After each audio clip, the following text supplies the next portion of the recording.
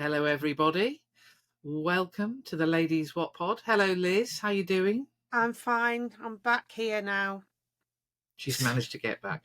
Talking of getting back, we'll talk about that in a minute. Yes. So, welcome to Ladies Wot Pod, episode 17. 17. Tonight we have two very special guests from the community department, don't we, Liz? We do. But we also have somebody. We do have somebody who's gone AWOL. Briefly AWOL. Yes, Mrs. J. Briefly AWOL. Driving down the A14 within the speed limit, of course, to try and get back in time for her own pod, which surprised Molly, Molly and Callum from the community department. We recorded something earlier that we'll take you through. They're a lovely pair, aren't they? They're really doing some nice young people. Work. Yeah. Really lovely stuff. And they came to talk to us about the work that they do. And so, anyway, the less said. So well done, Liz, for holding the fort. And here are Molly and Callum talking about what they do.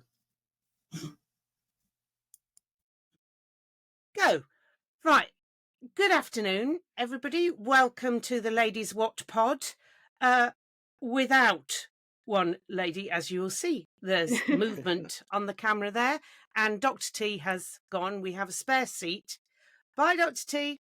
We have a spare seat because Mrs. Jones is en route from doing the photography at the training session and talking to too many people on the way. Today, we are joined by the jolly, laughing, smiling, Marcus Smith worshipping community team, Molly and Callum. Good afternoon, Molly and Callum. I know we're squeezing this in between your proper work and then you're doing waddling rugby later on. Yeah. So how are you both? Yeah, good, thanks. How are you? You good?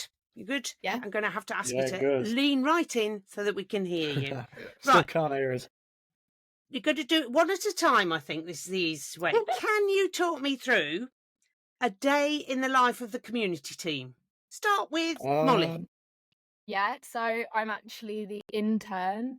So I've got lots of different projects that I'm doing. For example, the walking rugby, which I'm sure we'll talk about later. And the Little Saints, which is going to be rugby for toddlers. So I go into the office like 9, work until midday doing my projects, have lunch, and then sometimes I help with coaching alongside other members who coach in our team, and I kind of shadow them and that kind of thing. And then I leave about 5. Okay, brilliant. And Callum, what do you do? What exactly do you do? I'm not too sure still. Nothing. No, I know. So I'm less on the admin side of work. Molly does all that. I'm purely based in schools, so I go around Northampton, as well as the local areas of Wellingborough, Brackley and stuff like that, and deliver rugby sessions in schools, and then sometimes, well, obviously walking rugby, and sometimes lend a hand to Molly in the admin work, but mainly just based in schools, yeah. You just like to run around terrifying small children. Yeah. So tell us a bit about yourselves. Callum, how did you arrive here working for the Saints community team? Start with you, Callum, this time. Yeah, it wasn't supporting Northampton Saints, unfortunately. No, we know that. We know that. Definitely not that one. No, so I started with a company called Diddy Rugby. When I was 13, they gave me the opportunity to come down and watch a session.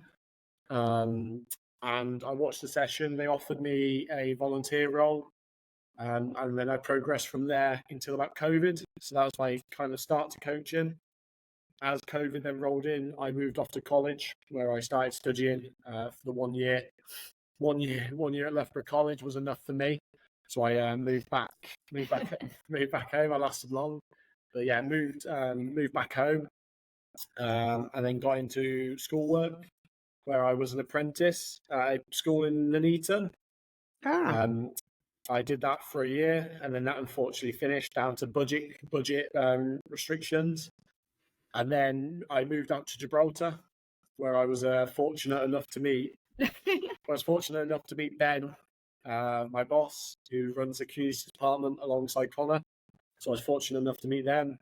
as I moved them back, it's going to keep going. And I started at Coventry Rugby in their community department for about 7 months.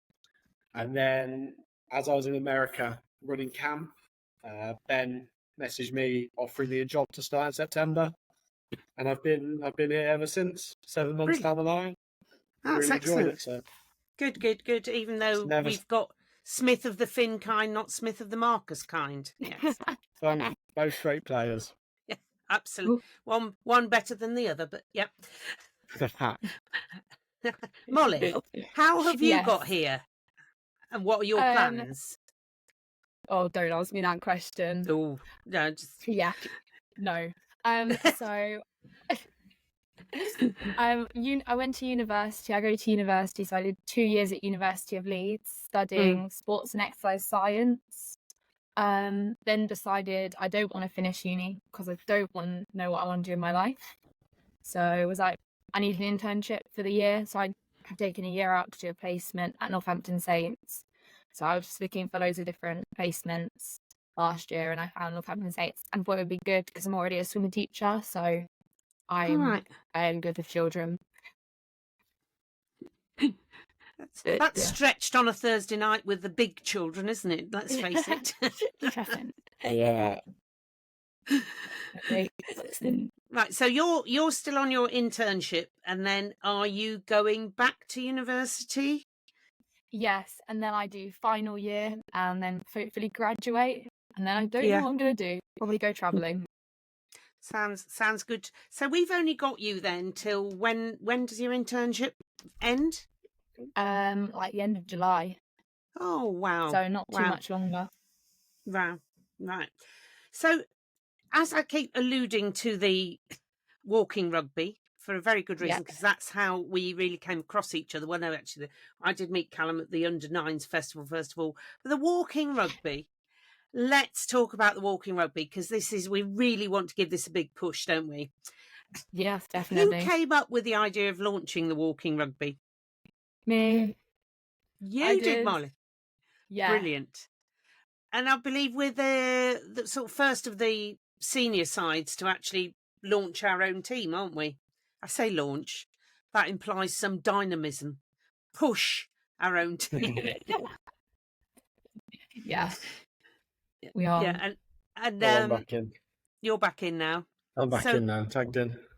Yeah, so Callum, what's the plans for the walking rugby? What's your vision of it now? Now I was going to say we're running with it. We're not running with it. We never do running. We're waddling with it, as our group chat is now called. We are waddling with it because a lot of our players have injuries. Yeah, we do. I mean, the world is our oyster currently. We are the first Premiership team to launch it, and I must say we've launched it quite successfully. Now getting 15 participants since November, and hopefully more tonight come in through different people. Excellent. And I mean, we see on our group chat, or we hear that we want to create leagues and stuff, but that also requires the other teams launching it. But ideally, currently we've got a game against Coventry Rugby coming up in 2 weeks' time. They've now run it for about 2 years, and that's where I obviously got into walking rugby and found a good passion for it. So they know all the laws and everything, do they? Oh dear. No, well, to be honest, theirs is waddling rugby as well. Oh, good. They've got a few injured players, but they know the rules more than a few of our players. But I'm confident with our lot. Good. They'll come through. I have to say, as one of the injured walking rugby players, it's just tremendous fun. I'm so fed up that I can't come along. I might come along and join in. Certainly when it's the game. Can't next week because I'm at Cheltenham. But it's tremendous fun. I think it's that competitive. It's competitive. Some people take it far too seriously. Oh God! You're one of them, aren't you, Liz? With the competitive. I am. I was going to say I am including myself in this. I'm just like, well, you can't. You've got to take it fairly seriously, and our defence has been absolutely dire. But we're working on it. We'll work on it. We'll get there. It improves when I shout at them. I'd noticed that. But I think for anybody who's contemplating, am I fit enough? Doesn't matter. None of us are fit enough. And hence why we keep being injured. But we are getting fitter, and it is just super fun. So anybody who's thinking of coming along, you don't need to be able to pass the ball or catch it. We will hopefully train you, and it's just a nice hour of. That's the plan. It's working. Actually, some people are. It is noticeable, actually, how the skill set has come on since the first meeting. Was it November? When it was like watching the under-9s, really, wasn't it? The swarm, the people just following the ball. Whereas now there's much more an idea of space and how to deal with things. So don't be afraid. Get yourself down there to the barn. The aptly named High Performance Centre on a Thursday night. I think it just has an hour off of being. It's just a performance centre on a Thursday. But and we did you do it to the? That's it. Yeah. Did you do it to the disco beat last week as well? Have we still got a playlist going? Yeah, we've still got the Marcus Smith playlist as it's still going. We've still got that going 2 weeks in a row. Excellent, excellent. Yeah, they're enjoying it. We have a bit of a boogie halfway through. And do the dirty dance. Yeah, so no one's injured themselves dancing yet either, so it's all right. Well, that's good. Who's doing the dirty dancing lift then? You go. Who is going to do the dirty dancing lift? I will. With Ryan's going to lift me. I'm just going to jump. And I'm going to hope for the best tonight. So if I get injured... Somebody had better be filming this. Please, somebody better be filming this. I'll do it for you, Liz. Don't worry. I'll film it for you. Please do. Yeah, that's absolutely brilliant. Now, you know that we pay people to come on the pod with cake. I have a list here of cake debt that you'll see. So I need to know. That's my list of cake, who we owe cake to, and who's been paid in cake. Only one person's been paid so I'm far. excited for my cake. Excited for this. What's your favourite cake? We had this discussion yesterday in the office. Favourite cake? Oh, see, I struggled to sleep last night because I was having a think on it. You knew the question was coming. Yeah. Okay, I'll ask. You got this one. Just as the cake question comes, Mrs. Jones is here. Right. So, cake answer? My favourite is chocolate cake. The most sickly chocolate cake you could probably ask for. Like a thin slice, because you can't eat that much of it because it's so sickly. That's mine. Okay, so chocolate fudge cake. That sort of. Yours? Yeah. Oh, you're gonna just be buying this chocolate cake because that was going to be my one as well. Or Molly was going to go for a bit more of a bougie one. No, chocolate cake. Oh, but yeah, it has to be a good sickly chocolate cake. Sickly chocolate cake. So okay, I will find it's going to be cheap for you, Liz. Yeah. Okay. Sorry. Have lots of water with one of those. A glass of water. One of the ones that's so sickly, you need to just loads of water. Yeah. Or a glass of milk. I find a glass of milk. So she just wants water. Just water. And sickly. Just give Molly water. Don't like milk, thank you. Okay, sickly chocolate fudge cake with Baileys. Yeah. Ooh. Okay. Ooh. Baileys hot chocolate. You've gone from water to... So welcome. So glad you could join us, Mrs. Jones. So yeah, I just thought I'd pop in. Well, Molly did see me hurtling out of reception. Not having been nattering to Liz Tyler this afternoon. Yes, I met Molly basically, looked completely blank at her as Liz is going, this is Molly. And I'm thinking, Molly. Oh, poor. So sorry, Molly. Oh dear, That's all right. Dear. So, just to recap, Mrs. J, we've done a day in the life of the community teams and what they do in the community teams, and a bit about themselves, how they got here, and we've had a discussion about walking/waddling rugby, and how we hope to grow it, and favourite cake we've got too. So it's really now, 'cause I am aware that these two are on a short time because they've got to go off and see the waddlers, the comfy shoe army. We do, yeah. We can't decide whether it's the comfy shoe army or the slipper are army. they getting better are they getting better at staying on side? No. I mean, Liz is becoming a defence coach, so she's teaching them slowly. Yeah, I reckon she's got a new passion in this. Yeah. I don't think she'll ever play again. I think it's defence coach for walking rugby. Defence coach for walking rugby. You are the Radders, Liz.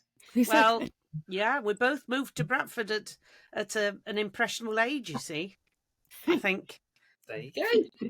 Yeah. There you go. That could be it. No one escapes from her wrath. It's always poor Molly gets a lot of it as well. Excuse me. Focus, Molly. Focus. I know it's the music. The music distracts me. The playlist. Yeah, this only came about because I was injured and I had to be on the sideline. So, and I'm still injured. Yeah, the old I'm injured, I'm on the sidelines routine. Yeah. Well, I'd She rather be ran playing. when she left the HPC. Sorry? Jogged all the way home. Jogged all the way home. Jogged all the way home when she left. I've never jogged in my life. I can assure you. Not something I've. I didn't enough. I just realised. When you see yourself on camera, Yeah. Anyway, sorry. You've been hugging Bernie, Claire. Oh, well, no, don't ruin the surprise. This week's Bernie is. Yeah. Yes. So I now didn't know that's Bernie something. was Do you help? Do you help look after Bernie? You two? You've Well, been Bernie's minder. We feed Bernie, yeah. Yeah, and you're Bernie's minder from time to time, aren't Bernie's you? a bit of a troublemaker sometimes. Yeah. He tests our boundaries a bit, but we keep him in check. Tight leash. Yeah, he behaves a lot, but he's a bit mischievous. Oh yes, he once had a fight with the Newport Gwent Dragon. I seem to recall that was quite entertaining. Only Bernie would do that. Yeah. We want Not Not just- just banned from the StoneX in the days when, in the very early days when he used to go to away games.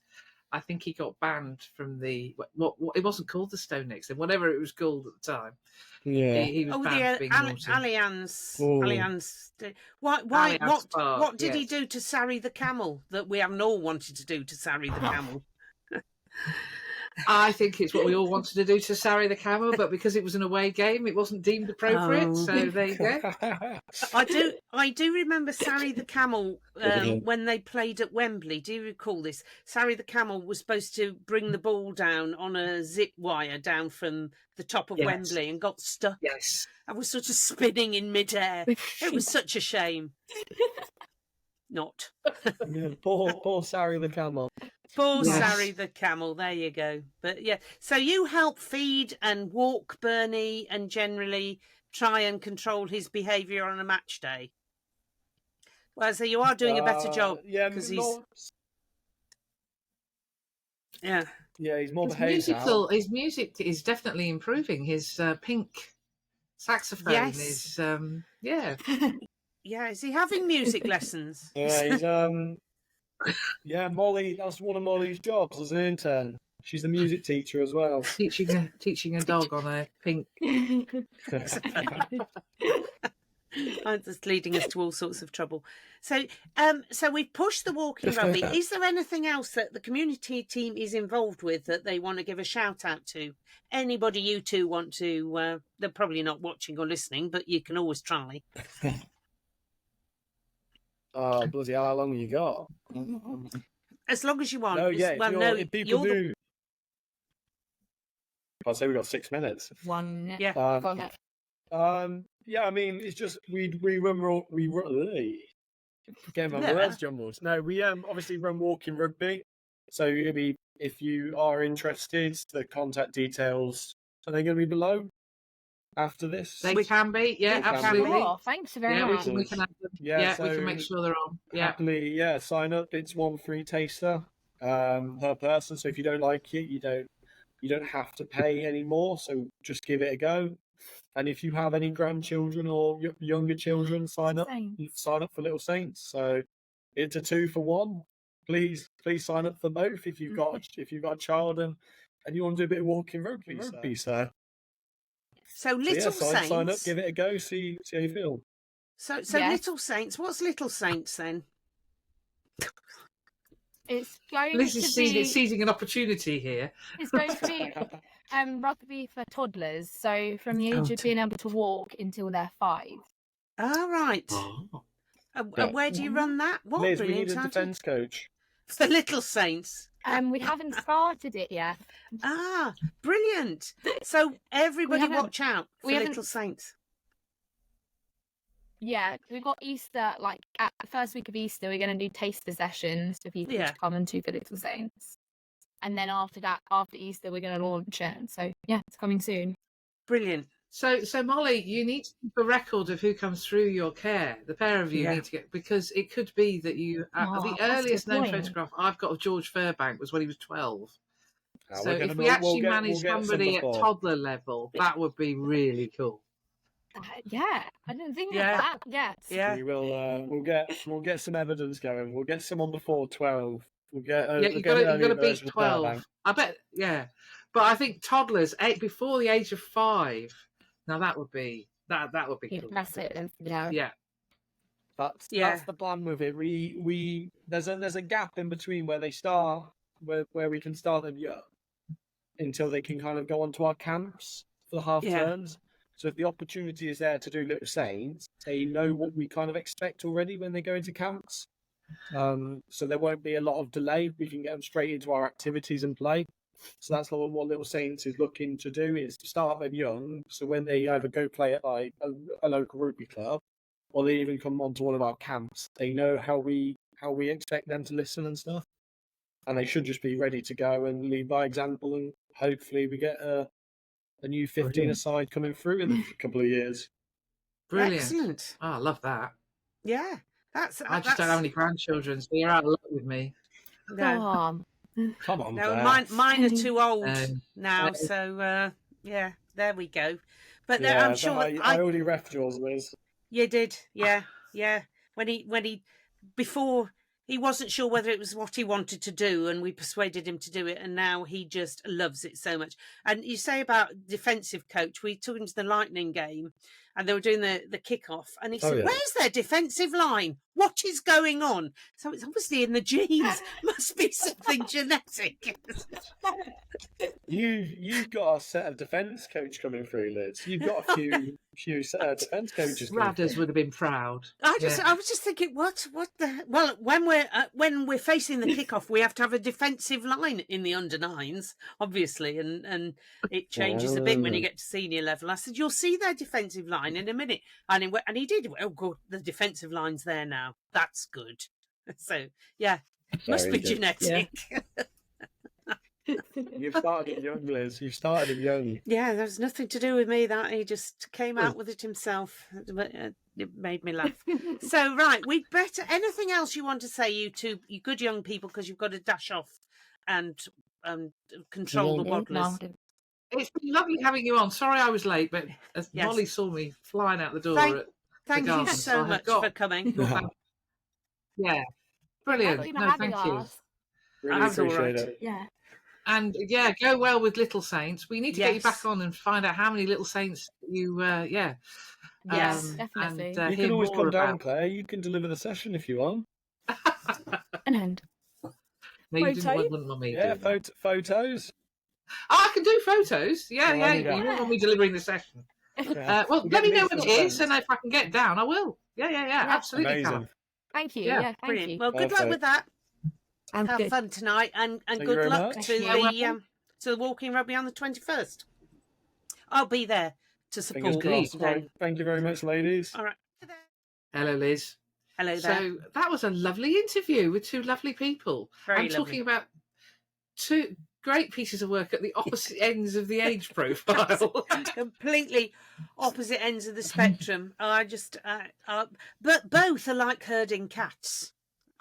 I feel. Yes, they share a lot of similarities. Yes.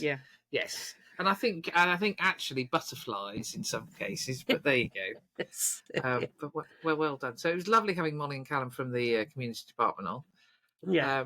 I was at training this afternoon in the freezing cold, It's wearing gone a bit inappropriate Baltic. clothing.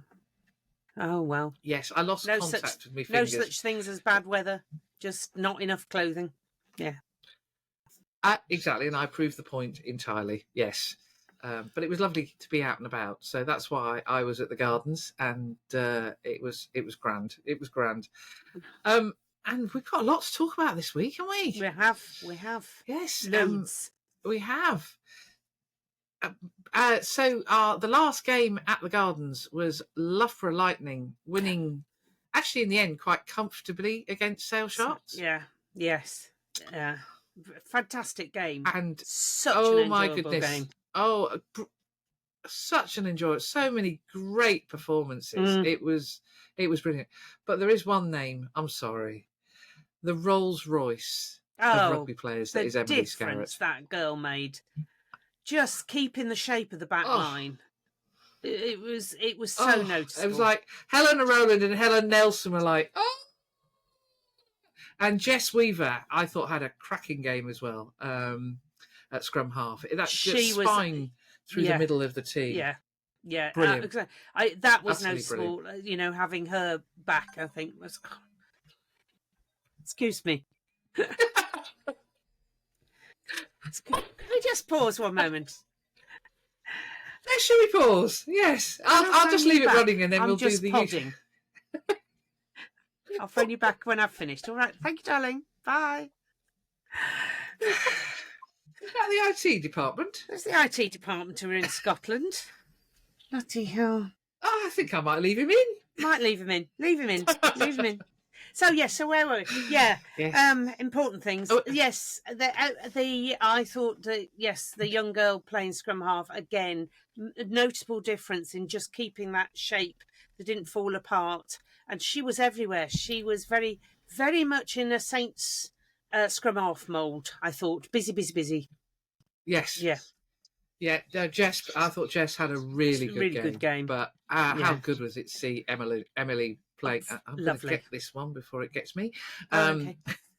It was great, and she is clearly enjoying it. I had a brief chat with her after the game, and she loves playing at the Garden. The pitch. No player can say that pitch isn't. It's perfection. just a back's dream to play on something like that, and she looked like she was having a blast. And the 12 they was it played 12? really well. Fantastic rugby, and the crowd. I mean, it was just. I was going to say having a ball. It was. They made so much noise, considering there was with their clackery things. Yeah, I don't know where I put mine. Yeah, very noisy. I've still got mine. Not like. Yes. Other side. That came into play quite a lot. We waved ours quite a lot with that side. It did. Yeah. It did. And again, Daisy had another cracking game. Super game. 8. Yeah. All three in the back row, I thought, were head and shoulders above their opposite numbers. They were working so hard. Yeah. And But I have to say, the atmosphere. Although the number 6. The number 6 on the Sale Sharks side, her bandage got ever wider as the game went on, and actually also got over one eye. So that was a bit strange, but anyway, no, the atmosphere was great. The atmosphere was absolutely was great, particularly this sort of noise going on throughout the game. So and I have to say, I took the grandsons to that, and it was Harry is just at 8 completely entranced by any form of rugby. But even Alfie at 6, it was much easier to keep him occupied at that. And I think if you're looking to introduce young people to rugby at stadium level, it's a great way to take them because, A, you're not having to spend a fortune and the atmosphere is really very relaxed. So I think it's a super way of introducing kids to the grown-ups game. And it's... as I say, modelling a form of rugby that they can actually aspire to as well, because the collisions aren't so huge, because the women tend to look for space rather than going into contact. It's much more on a par with the younger age group rugby, where that's what they're being taught to do. So I think it's fantastic, really fantastic. Loved it, loved every minute of it. So. Yeah, so congratulations to Rachel Malcolm, who also had a fabulous game. As we said, in the back row, played very, very well. Yeah, Catherine Tredder, she's a try-scoring machine. That girl. Yeah. Our Alaskan representative. Great, and it was great fun to shoot. I absolutely love photographing the Lightning girls. They are great, and actually, well done to Sale. Yeah, who kept on going. They did. They didn't give up. They fought to the end. So it was a cracking game of rugby on a lovely Sunday afternoon. So so well done. Unlike Friday's events. Well, yes. Well, that was slightly different, wasn't it? Really, because you've got yes, Bristol trying to get their chaps up to level of playing, and Bedford just trying to hang on in there, really. But was it fun? Well, they were in the first. It was actually. I think well done to Bristol Bears for helping a fellow club out, because Bedford lost the game because of the demise of Jersey Reds. It was a great crowd, over 3,000 people packed into Goldington Road. So it was a really, really good crowd. The Goldington Road faithful turned out in numbers. Patalan put out a very strong team. I don't think our friend Vakatawa was looking too chuffed. Playing on a slightly different surface to what he's used to. Was the Bedford Mountain a bit of a shock to him? Slope. What is this? Because he had to run up the slope in the first half, and I don't think he was convinced by that at all. So, bizarrely, it's where a slope is a great leveller. Yes. But it was really wet. I felt very sorry for the groundsman who had to deal with what was left of the pitch at the end. Yeah. It had been snowing and sleeting and raining all day. And so, I was sat in a bog. My camera is still showing the signs. Even now, I've cleaned it several times. So it's going to need to go in for a service. But it was very, very boggy. The Saints lads, I actually thought played really well in the second half. Most of them came on. I thought Ewan Baker in particular was really, really good. Jake Garside won man of the match for scoring 2 brilliant tries. But I thought Will Glister played, Maker played, Geordie Irvin played. I thought they all gave a great account of themselves. And I think Bedford won the second half. So, I think it was a good evening out, a good run out. For both teams, and I was quite grateful for the large number of substitutes, because it meant they were wearing clean shirts, so I knew which side was which again, because it was the chocolate brown team versus the chocolate brown muddy team by the end of the first half. Old school rugby. I remember. It was old school. Being at it was either a semi-final or a cup final. Newport were playing Neath, possibly. I can't remember. And it was the Swaylet. Was it the Swaylet Cup? Whatever the South Welsh Cup was, back in the amateur days. And it was mud up to your Oxters, wherever they are. And they're covered in mud. And at half time, they offered Newport the change to clean shirts.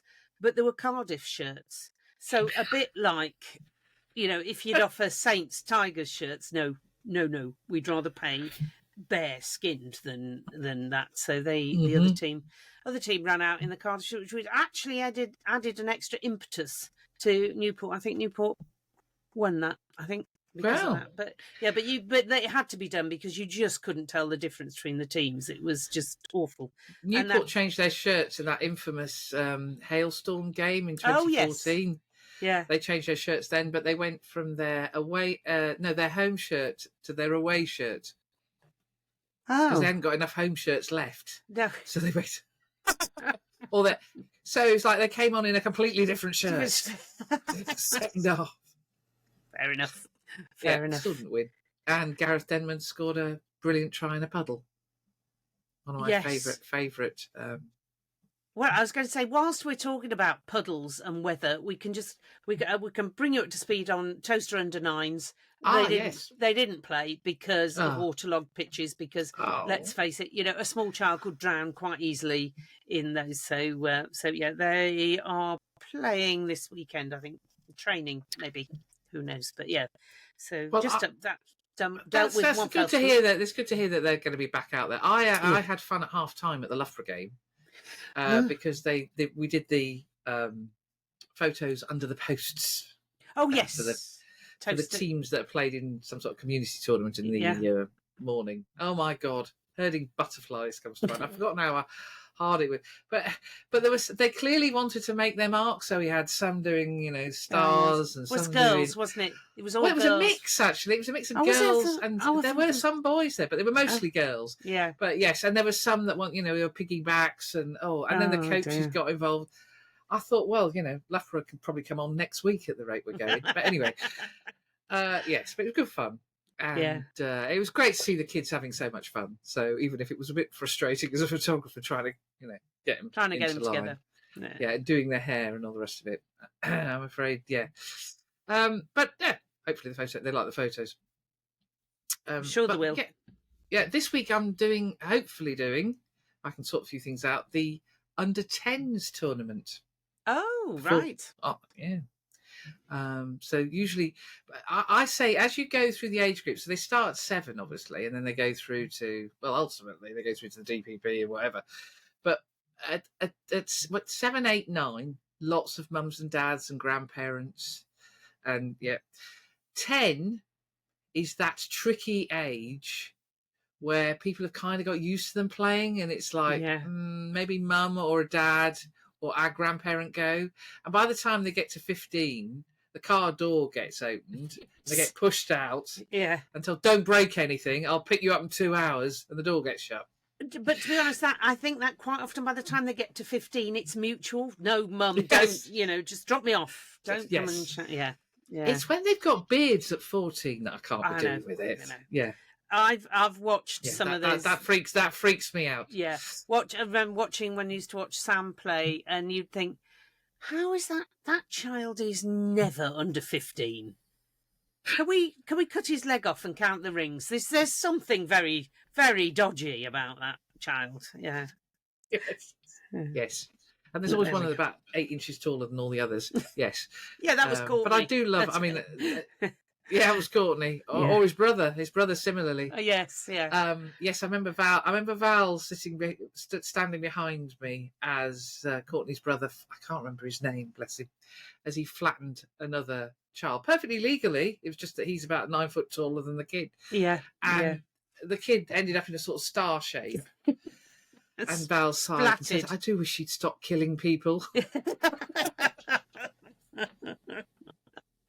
Oh dear. Perfectly legal tackle. Of course. Below the shoulder. It's just the kid didn't stand a chance.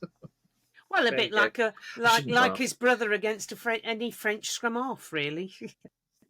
Oh yes. Yeah. Yes. Morgan Parra. No, you're not allowed to moan at this stage. And Julian Thomas as well was similarly taken out in Montpellier. Yes. Anyway, moving swiftly on. Happy days. Right. Under 20s. The next generation, the under 20s selection. They're all there. I've just realised we need to talk under 18s as well, don't we?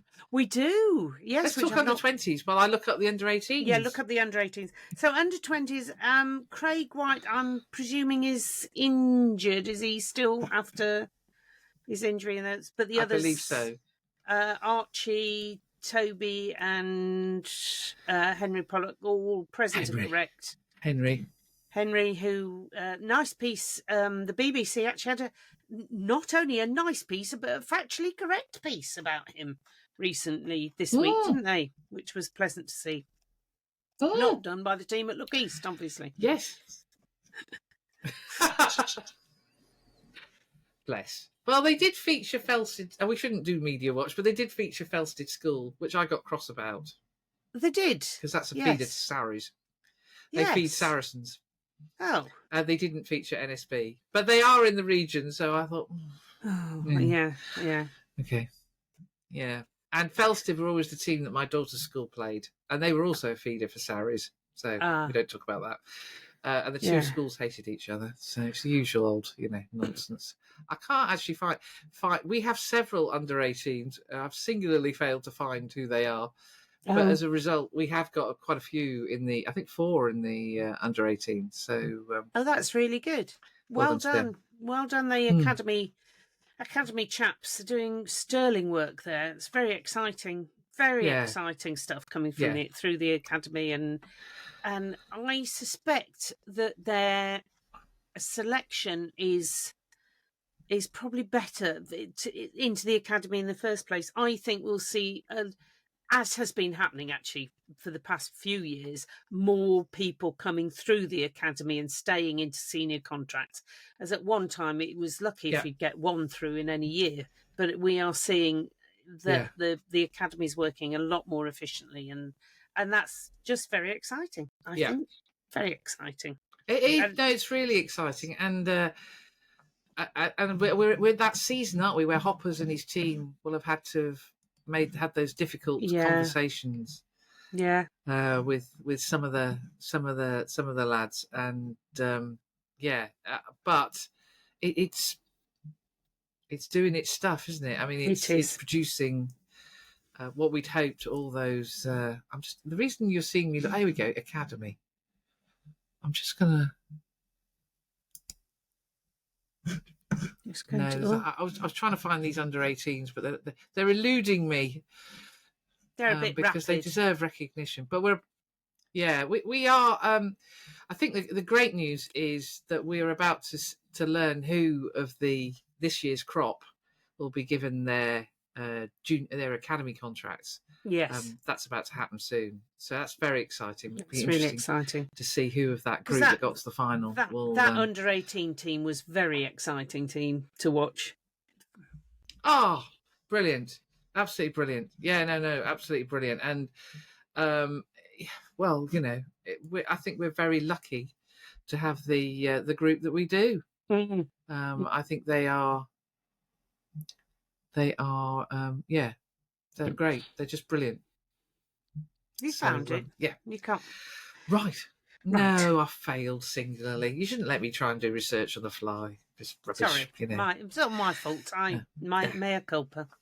I'll stop it next time. No. It's not your fault. No, I think, as I say, I think we. No, certainly not, Mrs. Saunders. You've done a cracking job. It's me who failed to turn up. True. So, here we go. I have found it. Hey! So it's Ainsworth Cave. Oh, yes. Johnny Vyman, Tom Dye, and your husband's going to like this. Rafe Withiat, is it? The Wraith. The Wraith.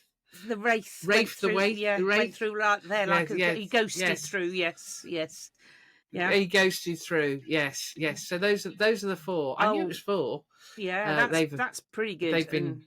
That is. I think it's wonderful. Well, I think we're a very, very lucky team.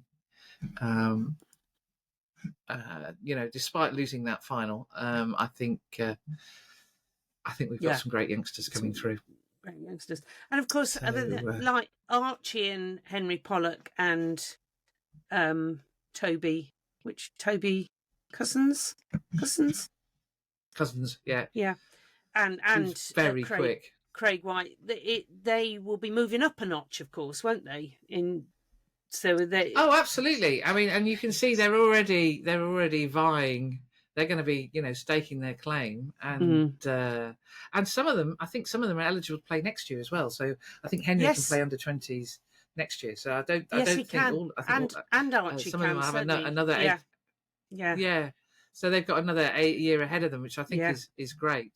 I actually spoke to Charlie Reid today, who's just completed his first year as coach. And I congratulated him. I said, you've had an absolutely brilliant first year. And he said, well, this is the perfect environment for bringing young rugby players through. It's absolutely perfect. And you could see he was watching the whole of the training session, taking all in what the senior guys were doing. And you could see he was processing, thinking about how his, young charges, because he'll be on to his next group very soon, what he would do with them. And as you and I have said, you can see the Saints DNA all the way down to that under 18 team. It's brilliant.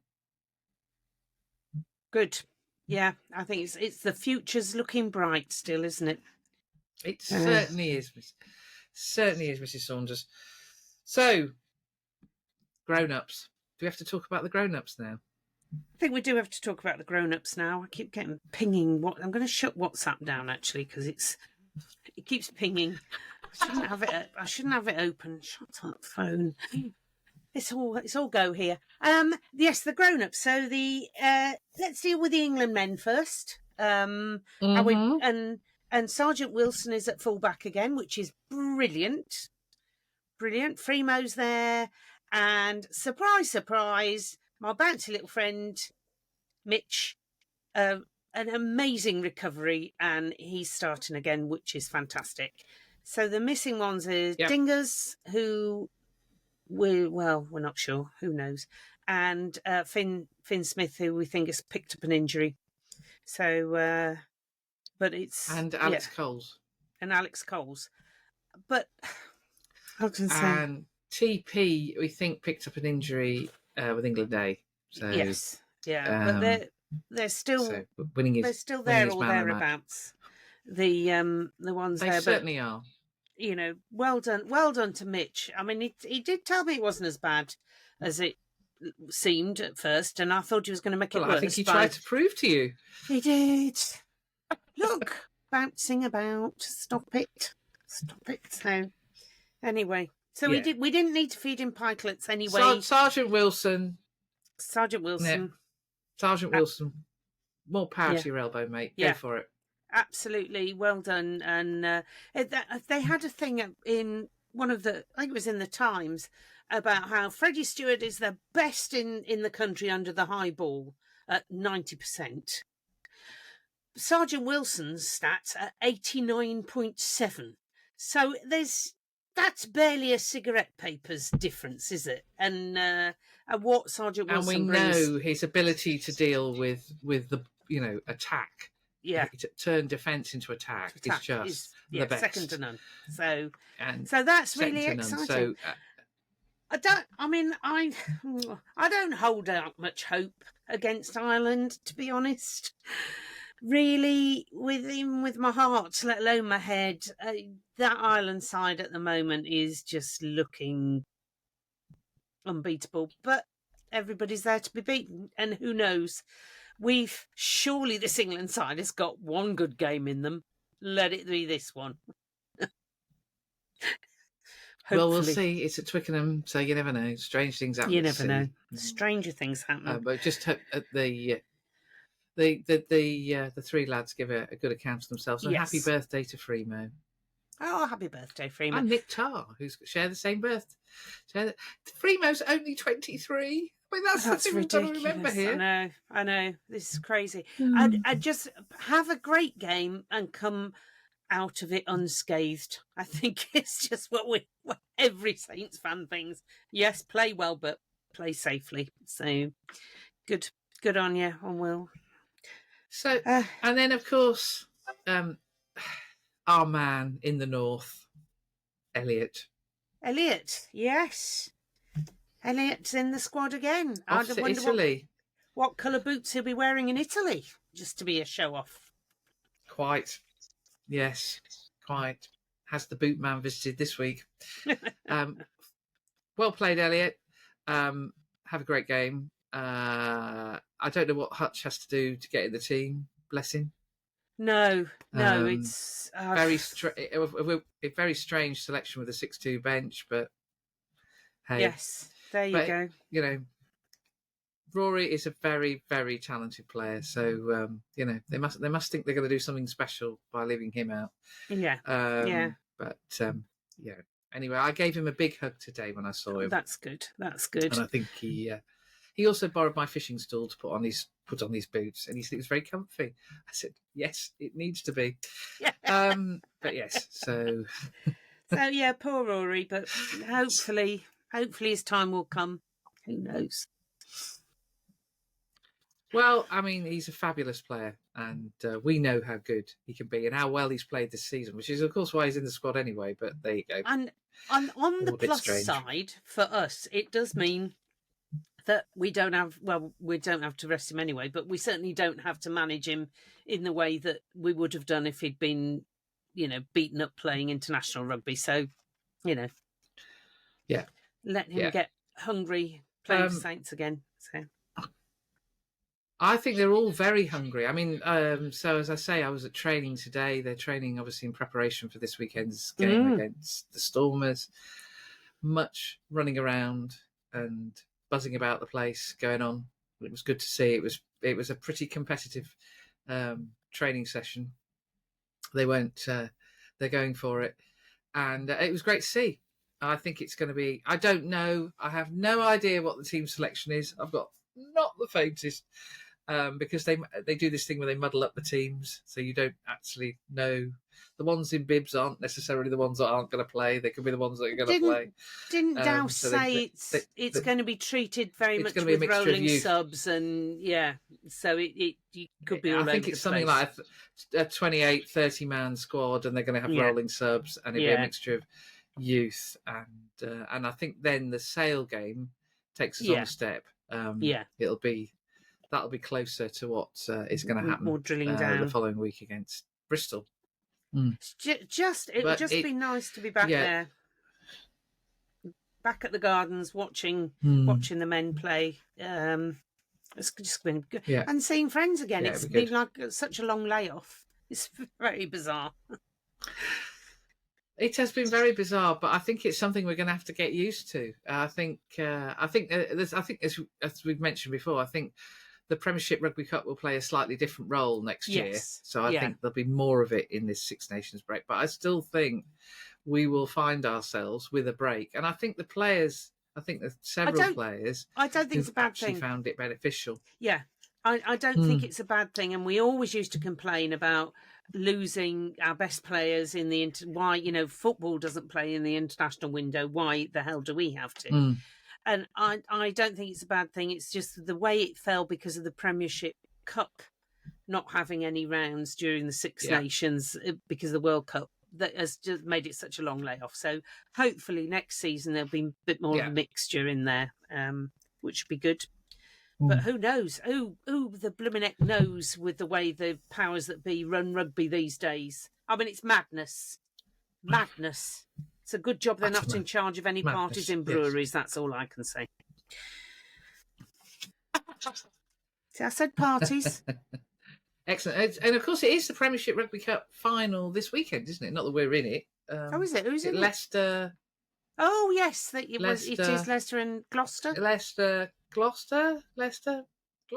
it's at Kingsholm, isn't it? Yes, because Gloucester beat Bath. Was it Bath? Bath. And Leicester beat Ealing. Edge past Ealing, yeah. Yes. Edge past Ealing, yeah. So you're absolutely right. I can't wait to get back out there. I mean, it's like I really enjoyed the Bedford game, despite what I said about the mud. It was lovely watching a game, and it was brilliant watching the Lightning game. But a good crowd. I think there will be a good crowd because I think we're all desperate to watch a game. I think a good crowd. The weather doesn't look as though it's going to be. I'm not going to say what it is, but it doesn't anyway. And nice flat track. I mean, we saw at the Lightning game how good the pitch was looking. And I think we've got potentially something like 5 home games in 6 weeks or something ridiculous. It's going to be a full on, with the 2 friendlies. And I think we're going to enjoy ourselves in the next few weeks. I think we're going to have a good time. I think everyone's nervously excited about the second half of the season. But yes, if somebody had said to you and me, Liz, right, at the start of the season or even at the start of this pod, you're going to go into that second half 7 points ahead, and in the round of 16 with a home game. Would we have turned them down? No, I think not. No, but no hands off. It's not even the second. We're well into the second half of the season, aren't we? It's like the final third, really. Oh yeah. Because we've done some we're the final third. Yeah. I just think it is so exciting, and the fixtures we've got at home are really ones to relish, aren't they? Sarries, Tigers. It's bring it on. Bring it on. Yeah, it's going to be good. I'm also looooking forward to it's going to be good. the two away trips to the West Country. I don't want to tempt. Those. Yes, the M4 can get a little dull, and the M5. Yeah, we'll go. Yeah. I have to say, I am not tempting fate here by saying this, but I'm actually looking forward to the Twickenham game. Yes, because it's kind of I want to get the lie of the land. Yeah.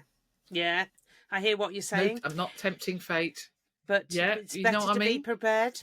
I'm actually looking forward to the Twickenham game. Bizarrely, well. Normally this one has been at Christmas or something. You think, I do not want to schlep to Twickenham at Christmas. But April, when the weather, it's lighter for a start and the weather might be better.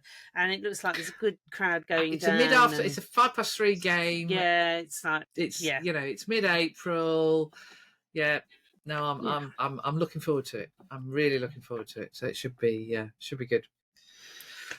And then we had some more good news. We did. We did have some very good news last week, didn't we? So, Mr. Dependable.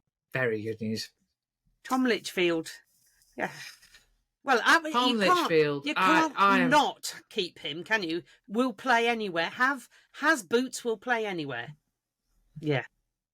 I have said to his mum several times, if Fergs approaches him saying, will you play in the front row? The answer's no. Yeah. Just, listen to me, see sense. We know you want to be dependable and play anywhere, but if they come looking for the front row, the answer's no. Just no. Although he has played in the back row, of course he has. He did. I think that's where he was in the scrum a couple of times, taking his ability to play anywhere up to a whole new level. Yeah. That is really good. So, Mr. Dependable, absolutely wonderful, really wonderful, and it's great to see him come through. When he it doesn't seem like 5 minutes when he was running up that slope at Goldington Road. Yes. Blissed out that he was playing in the blue of Bedford, because Anna and Matt are both, I believe, still have their season tickets for the Blues. But now he's an established member of a brilliant squad, and he's definitely played his part this season. So great to see Litch sign a new contract. And then one of our Australians. Yes, the campest tiger in pantomime history, Angus Scott Young. Yeah. Forever. Yes. Forever. Angus and his range of clothing, more of which later this week. Yes. Angus tomorrow, is, I think. a very, very bright young man, medical student. We've got and an absolute nutter in the back row. Yes. So I was going to say a personality and a half as young Angus, isn't he? He's He has. Yeah. He's another one. That game, the game that sticks out for me this season with it is that game in Glasgow. Was it 24 tackles in the driving rain? Yeah. Carried the ball miles. Yeah. I mean, talk about putting your body on the line. That was, awesome. And he is a man who'll just, do what he needs to do for the team. He is definitely the ultimate club man. After that Glasgow game, he was still absolutely bouncing. So much energy still after what was end-to-end stuff. Fantastic. Yeah. Fantastic to see. Just so think it's about that great to Glasgow see. Game. Our trio of injured wingers. What do we know of them? They must be very close to coming back. So Mr. Seabrook was running around like a mad thing today. Mr. Hendy is definitely in training, but I think they're taking it steady with him. As I understand it, Mr. Ram is at home Yes, I was going to say, I for think a he's wedding. in Australia. I think it's his Is that sister's. what- He's in Australia for his sister's Yeah. wedding, I think. So if we haven't seen him, it's not because he's Yeah. broke. It's because he's rightly doing the family thing in Australia. So we Excellent. should see him back next week. But yeah, no, they're definitely on the mend and doing great stuff. Hendo covered some miles today. I was exhausted for him, running up and down that touchline. And still being encouraged by Douse, who didn't move an inch as he encouraged him. Somebody So suggested. they are definitely. Somebody suggested that perhaps these players returning from injury could come to walking rugby. Oh, like that's going to work well. Especially like George. No, 3 strides. No, it's there. No, that's ridiculous. Not happening. Not happening. I don't know whose suggestion that was. I think it'd be all right if there was one on each side, and then the ball actually would only you just give the ball, to George or James, and the rest of us can sit back and watch. Yes, yes. No, they're definitely competing hard, and it was great to see everybody out and about doing their stuff, doing their thing. And I think, talking about coming back from injury, I think now we ought to mention our recent guest, Phil Guttridge, who is, as we know, has got new wheels, potentially got some new off-road wheels. Yes, yeah, because he's moving into coaching now. Yes, so he's got a bit of sponsorship. Well done him. So well done him. Phil. They are. Yeah, well done, Phil. I'm hoping to get down to see training in the next few weeks at their new location in Corby. They've moved their training to, and I'm really keen to get down there and say hello to everybody. But as you know, I love the wheelchair rugby guys. They are just a wonderful, wonderful bunch. And I was actually encouraging Charlie Reid to go. So Jamie, I've done my homework. I've been good. Not that you asked me to. I just did it anyway.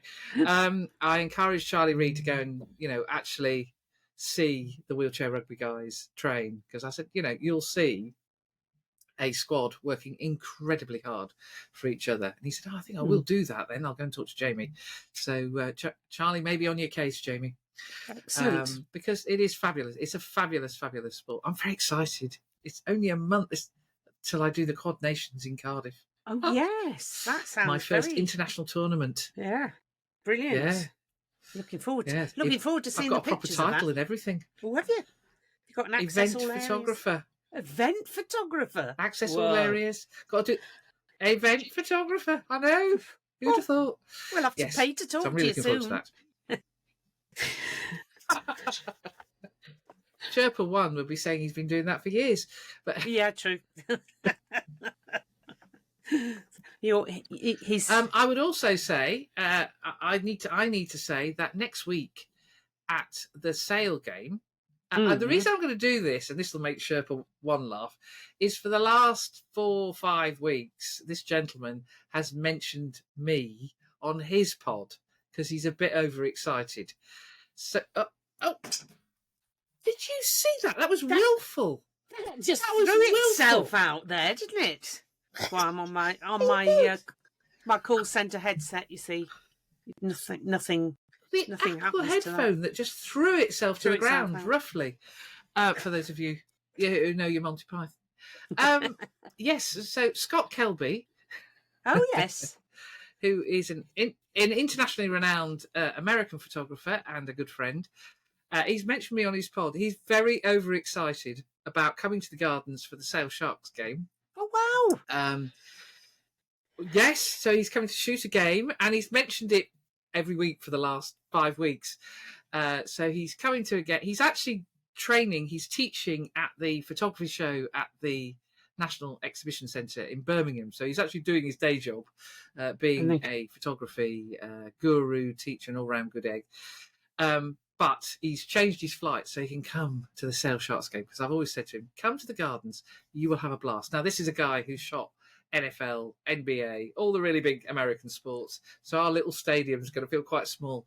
But he can't wait. He That's good. absolutely I'm can't looking forward wait. to meeting him. So, yeah, do come and say hello, because he'll be delighted to meet you. Oh, I will. Yes. That's really exciting. Yes.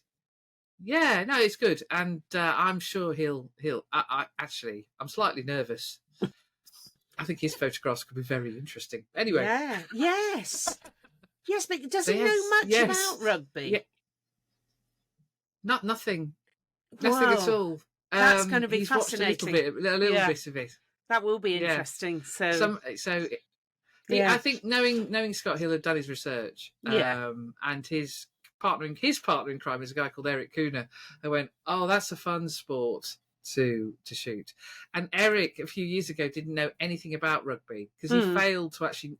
I had one of my photos on their podcast reviewed by a sports photographer called Dave Black, he's mint. He's really good. And he picked this photo out and said, "That is a great photo." And you know what the photo was? No. Lewis handing off Faf. Oh, that is a great photo. Faf. That is an awesome photo, though. From every which way you look at that. And Eric Cooner had no idea what the sport was, let alone. But he's learned anyway. Yeah. Yes, so. Yeah. So I'm intrigued what Scott's going to see, because he'll see the world quite differently to me. So I'm really looking forward to that. And, it'd be great to host him at the Gardens. The Supporters Club, Liz, how are they doing? We're doing all right. We've got a big tribe going down to Bristol. Not so many going to Bristol because it's a Friday night game, but there are still seats available on the coach. If anybody wants to go, it's you just turn. I think that it's leaving the Gardens about 2:30. Take the afternoon off work, go down on the coach, have a few bevies with your mates, and come back again. We've behind the team. We need to get going again. Well, we'll be at Bristol. We're going down for the weekend. But the other thing is we have now opened membership. So if you haven't joined for this season, if you want to go on the coach to Bristol or Quins or Bath, you can join for the remainder of this season and next season early, and so still get the discount off the coaches. So that's good. But we've increased our membership. What did we say it was? We're over 250 now, I think, which is looking good. Excellent. So I'm just looking at my notes from last night. So it's growing all the time, which is really good. And the other thing that we're now growing and developing a good working relationship with the club, I think I mentioned it, is about having volunteers. So we're putting it out to the Supporters Club members first about volunteering opportunities. So we're looking for volunteers for the Munster game to help hand out flags. And also there'll be hopefully other volunteering opportunities coming up about things that might be non-rugby events that are being held at the Gardens. So we will get opportunities to volunteer there and support the club in that. So that's the way we're moving at the moment. Is developing this working relationship with the club that way, which everybody seems quite excited about. So that's excellent. But Supporters Club, there will be a write-up about the Stormers game next week, so we'll be back to normal doing that. Go to the website, see what's going on, sign up for the coaches. So we've got 2 coaches going down to Harlequins. They're nearly there's some seats still left on those, but you need to get on them quick. And the Bath one as well. Yeah, no, that's brilliant. That's great to hear. Yeah, that's really great to hear. And it's great that in the same way in our we're going to talk about heritage in a minute, aren't we? In the past, the Supporters Club played an active role on match day. It's great to hear that that's starting to happen again. Bring back the garden shed, I say. What do you do with it? Where have you hidden We've got a gazebo. It was pale blue, if you want. Was it? I don't know what pale blue had to do with it, but it was duck egg blue. There you go. Duck egg blue, and it was by. So for those of you who know your geography in the ground, It's at the Barwell stand end in where the operations team are, and usually the ambulance is. It was by the gate there, which was of course where next to the old wooden stand. That's where it used to be. And that's where the supporters club used to reside. It must have been bloody crowded getting you all in there. But anyway. Yeah. But still, yeah. So bring back the garden shed. Yes, bring back. Well, then we'd have a shed and a barn, you see. Yeah. Well, you see, now that could develop into the crest. I think that's led us nicely. We could be the shed and barn on the crest. Yes. So, talking of the crest, I have to say congratulations to the club for presenting. Yeah, they presented it pretty well. They got their ducks in a row, and the Joneses loved playing the game of spot the sporting crest. Dr. Jones didn't recognise several of them. I must be a bit of a sporting geek because I got most of them. But I think change has been afoot for a while. It was quite clear from the presentation at the Supporters Club forum that the club realises it needs to do something. We are the last, I am told, club to change their crest. Everybody else has done something to their crest. So we are the last in the Premiership to do something. And it'd be interesting to see. I thought Angus Scott Young's bid for his crest was very good. Yeah, on Instagram. I'll just limbo mine through the door. Yes. But it will be... The management have gone, that's lovely, Angus. We'll just put it on the fridge. with the other children's artwork. Put your craning pencils down now. Yes. Simon Robinson, our old friend Smurf. Yes, Smurf. I particularly enjoyed his because the spelling was fantastic. You know, if you want to do a rebrand, misspell your name when you get a rebrand. That's brilliant. And the number of tigers that feature. Yeah. Tigers that featured on those. Yeah, Crest was good. And who was the bloke with the glasses? Do you think that was where Gloucester got their inspiration from? Because I don't know, that whatever they are, that looks very tigerish to me. Their new, as long as ours doesn't look anything like a tiger or a Saracen, we'll be grand. Yes, tiger or a Saracen, we don't want any of that. No, none of that. I think the club have for some time realised that they need to appeal to a different audience, and Generation Z are a different bunch. They're not you and me, are they, Liz? No, they're not. So we're not necessarily going to. However, it's great that the heritage of the club is playing a role. But... Yeah, because it is part of the history of the club, the crest, but it hasn't been historically the one that we started with and has gone on forever. So a lot of the hysteria on the boards, as I said to you, well, I was created in the 1950s. Nobody bothers if I change my appearance a bit, like hair and stuff. But it's, it's not that old. Really, it isn't that old. If it was created in the 1950s, really not that old. Just like not that old. And we're not doing what what NFL teams do, which shift halfway across the states. Yeah, we're no longer going to play here. Yeah. We're going to play 500 miles or a completely different state or a different. So we're not doing any of that. So I think let's, as Lenny rightly said on the Saint Show last night, let's trust the board. Yes, let's trust Mr. Darwin and his team and to do the right thing. Liz is still proving popular. I know. I don't know what it is, and they've still pulled in. The right people as well, I think, to look at it. So the Graham's there, and he can be the voice of reason, and but he will. Although I did point out, I am laying claim to remembering a crest that seemed to have been forgotten. Graham and I were exchanging messages this afternoon. Ah, yes. They talked about the crest appearing on the jersey in 1984, which it did. However, there was a predecessor crest. Yes. Which looked like somebody got a Electroset for Christmas, and basically put something like the 1980s for you. In the centenary one, which a bit naff. Yeah, and I think I've told lots of people this, but I bought my first Saint shirt when I was in the sixth form, and I went into the sports shop because you didn't get them at the club. There wasn't a club shop in those days. you had to go to town. And so I went in the sports shop and said I'd like to buy a Northampton Saints rugby shirt. The woman looked me up and down as if I was slightly mad, and said, "Well, you're not a player." So I went, no, yes, that's quite true. I'm not a player. So she said, "Well, what I mean is you can't have the one with the crest." So oh, okay. And so she appeared with this green, black and gold striping. Sadly, it met a sad demise not that long ago. It fell apart, so I don't have it. It didn't have any branding on it at all. Didn't have whoever made sponsors it. And I don't things. even know who made it. But no, it was completely plain.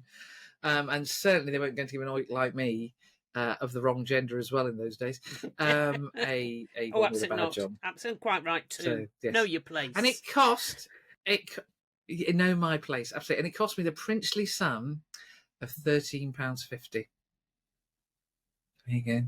But you see, 1979. 1979. You see, that was relatively expensive then, I would say, because beer was. Oh yeah, I mean, yeah, I was earning 20p a pint or something then. I was earning something like 6 or 8. I was working at British Home Stores in Abington Street, and I was earning something like £6 or £7 a Saturday. So it was 2 weeks' wages to buy my Saint shirt. Yeah. I've now dated myself horribly. Well, I was a student in London, and I think our grant for the year, so that's how old I am, I've got a grant, was then 79 to 80 was my final year, was something like £1,100. So, you know, when people complain about the cost of the shirts, not, you know, relatively speaking, not that much difference. I wouldn't have thought. Yeah, it was a lot of money. And I you know, my father used to despair because it was my favourite garment. Of course, you're wearing that bloody shirt again. As fathers would. Because I had a pair of dungarees, because dungarees were in vogue. Very much in vogue. Yeah, and it was like, oh god, dungarees. Yes, and it was like, oh god, she's got the dungarees and the rugby shirt on again. Yeah, those are the days. Yes, happy days. The 84 with the happy days. 84 with the crest on. Yes. Yeah. Yeah. It is, you know, one thing I think about Saints that I think I hope that the supporters realise actually we've changed an awful lot. I remember the look of horror on Ella Bevan's face when I told her that the War Memorial had moved 4 times. Yes. Because when they built the Barwell Stadium, they were really concerned about the fact they were going to have to move the War Memorial from its position to where it is now. And then I pointed out to her, well, it's already shifted. Its 4th position. Yeah. It's already shifted. She went, you're kidding me. And I went, no. And I proved to her that it was outside where the ticket office is now. Yeah. And then it moved from over there to... there are photographs of the names being added after the Second World War, where it's by the fence to the lift factory, because you can see the chain link fence in the background, which is on the other side of the ground. Yeah.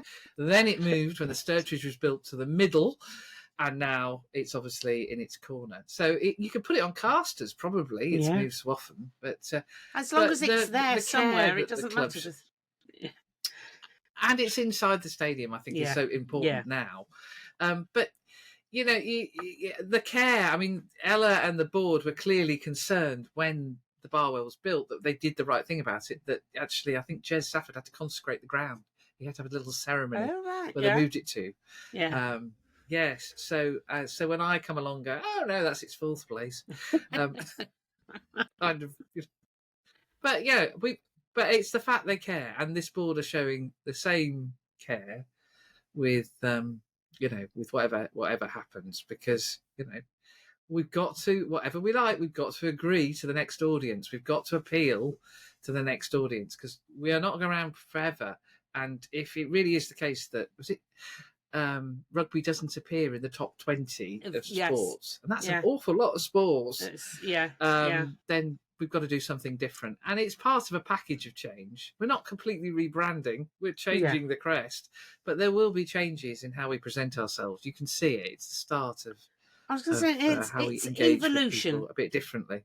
And if you don't evolve, it's evolution. It will Yes. just wither and die. And evolution, not revolution, I think, is the way forward. And it's which has been the Saints' way all along. It's Yeah. been, I think there's only been one revolution, and that's when there was that 1980 coup, if you remember. Yes, I was going to say the Night of the Long Knives. Yeah, the Night of the Long Knives. So yeah. That was going through my head. That was, and actually, that was a good revolution. That was what was needed at the time, I think.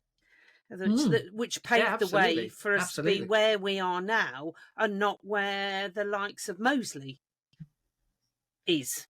Yeah, which is absolutely, and ultimately led to a Heineken Cup win in 2000. With a few ups and downs along the way. Always ups and downs with Saints. So, it wouldn't be Saints if we didn't always have ups and downs. at least as many downs as ups, if not more.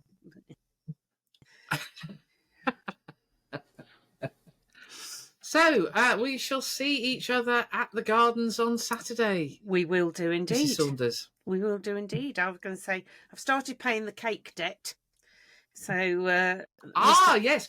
I hear you've got a list. You've actually set up a little register. I have set up a little register of cake debts. So, Mr. McKechnie had his lemon drizzle delivered yesterday. So, didn't mention it. Yeah. I thought it might be a bit like Test Match Special. We've had a lemon drizzle cake dropped in, but no mention of my cake. Bit hurt, but there you go. Graham. I don't Won't get another one. Graham's very excited. Graham's very excited at the moment. He's got a new train set to play with, thanks to Sherpa One. Sherpa One and Graham are doing a lot of talking. I'm not going to... Well, I think some of you will know about what Sherpa One's been up to, but Graham's very excited. And keep your eyes peeled, because Sherpa One... Yes. He's going to, his new Bezzy mate, Graham... I am Sherpa One's PA, and quite yours right too, and mine, because I get messages saying, "Could you tell?"